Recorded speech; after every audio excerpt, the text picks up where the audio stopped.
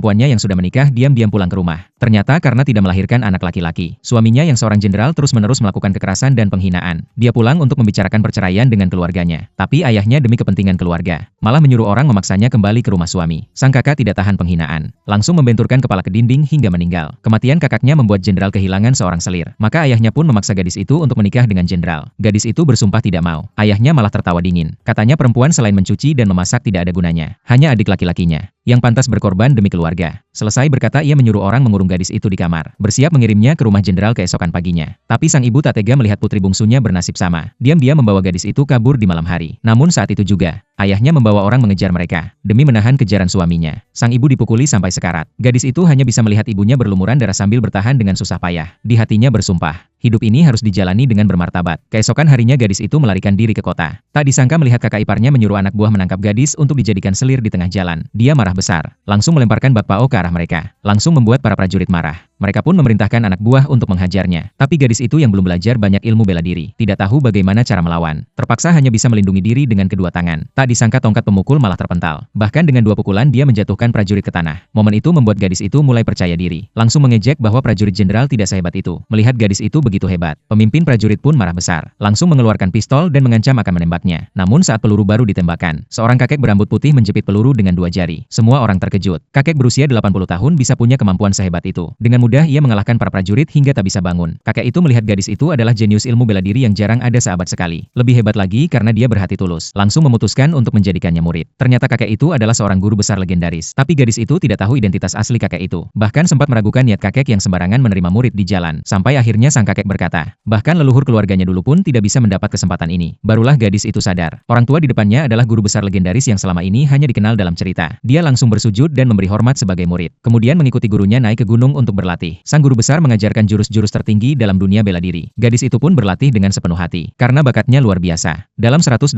hari saja, ia sudah mencapai tingkat tertinggi. Bahkan gurunya sendiri sudah bukan tandingannya. Bisa dikatakan tak terkalahkan di dunia ini. Di saat itulah ia mendapat kabar. Ibunya yang dulu menyelamatkannya dicopot dari posisi nyonya utama oleh sang ayah. Sekarang harus melakukan semua pekerjaan kotor dan berat di rumah. Bahkan saat adik laki-lakinya turun dari kuda, ia harus berlutut menjadi pijakan. Tapi sang ibu tak pernah mengeluh. Karena percaya suatu hari putrinya akan kembali. Dengan berlinang air mata gadis itu meminta izin turun gunung kepada gurunya. Gurunya tahu tak ada yang bisa mengalahkannya sekarang. Bukan hanya mengizinkan, bahkan menyerahkan kepemimpinan perguruan Xia Yiga yang sangat berpengaruh padanya. Berharap dia bisa memperbaiki dunia persilatan dengan hati yang adil. Pada saat yang sama, keluarganya sedang mengadakan pertandingan untuk memilih ketua klan.